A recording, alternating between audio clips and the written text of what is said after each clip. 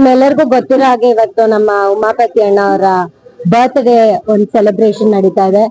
ಸಾಕಷ್ಟು ಜನ, ಸುಮಾರು ಜನ ಅವ್ರ ಮೇಲೆ ಪ್ರೀತಿ, ವಿಶ್ವಾಸ, ಆಶೀರ್ವಾದನ ನೀಡ್ತೀರಾ ಅನ್ನೋ ನಂಬಿಕೆ ಮತ್ತೆ ಭರವಸೆ ನನ್ಗಿದೆ. ಅದ್ರ ಜೊತೆ ಅವ್ರ ವ್ಯಕ್ತಿತ್ವ ಎಂತದ್ದು ಅಂತ ನಿಮ್ಮೆಲ್ಲರಿಗೂ ಗೊತ್ತು. Man with a golden heart ಅಂತಾನೆ ನಾನು ಕರಿತೀನಿ. ಬಿಕಾಸ್ ಅವ್ರ ಮನ್ಸಲ್ಲಿ ಏನಿದೆ ಅವ್ರ ಬಾಯಲ್ಲಿ ಬರುತ್ತೆ. ಅವ್ರ ಮನ್ಸಲ್ಲಿ ಒಂದಿಟ್ಕೊಂಡು ಬಾಯಲ್ಲಿ ಒಂದು ಪ್ರೀತಿ, ವಿಶ್ವಾಸ, ಬೇರೆ ಲೀಡರ್ಸ್ ತರ ಅಂತ ಅವ್ರು 100% ಇಲ್ಲ. ಸೊ ಈ ಒಂದು ಕ್ಯಾರೆಕ್ಟರ್ ಸಾಕು ಅವ್ರನ್ನ ಮುಂದಿನ ದಿನದಲ್ಲಿ ಒಂದು ದೊಡ್ಡ ಸ್ಥಾನಕ್ಕೆ ಕರ್ಕೊಂಡು ಹೋಗುತ್ತೆ ಅಂತ ಒಂದು ವಿಶಸ್ ನಮ್ ಇಡೀ ಟೀಮ್ಗೆ, ನಮ್ ಇಡೀ ಕುಟುಂಬದಿಂದ ಇದೆ. ಒಂದು ತಂಗಿಯಾಗಿ ಅಣ್ಣನಿಗೆ ಹುಟ್ಟಿದ ಹಬ್ಬದ ಹಾರ್ದಿಕ ಶುಭಾಶಯಗಳು. Thank you so much. ಓಂ ಶ್ರೀ ಗುರುದೇವ ನಮಃ. ನಮ್ಮ ಶ್ರೀಮಠದ ಭಕ್ತರು, ವಿಶೇಷವಾಗಿ ಯುವಕರ ಚೇತನ, ನಮ್ಮ ರಾಜ್ಯ ವಕೀಲ ಸಂಘದ ಒಬ್ಬ ಗಂಭೀರವಾದಂತಹ ನಿರ್ದೇಶಕರು ಅಂತ ಹೇಳಲಿಕ್ಕೆ ನಾನು ಬಯಸ್ತೇನೆ.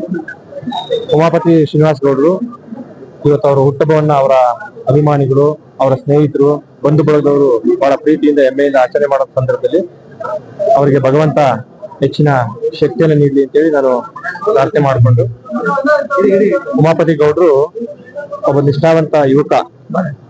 ರಾಜ್ಯ ವಕೀಲರ ಸಂಘವನ್ನ ಅವರು ಪ್ರತಿನಿಧಿಸ್ತಾ ಇದ್ದಾರೆ.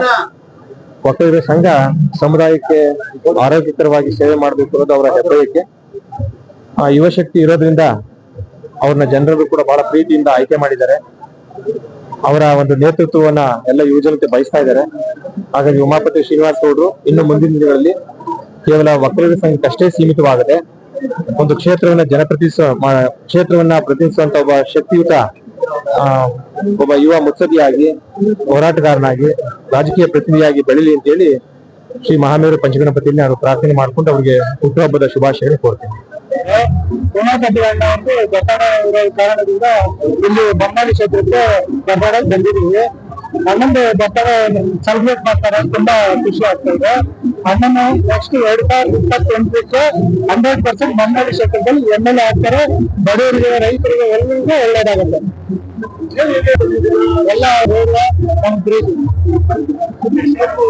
ಅವ್ರ ತಂದೆಯವರಂದ್ರೆ ತುಂಬಾ ಅವ್ರಿಗೆ ಇಷ್ಟ, ತುಂಬಾ ಪ್ರೀತಿ, ಅದನ್ನ ಕಟ್ಟಿದ್ದೀವಿ.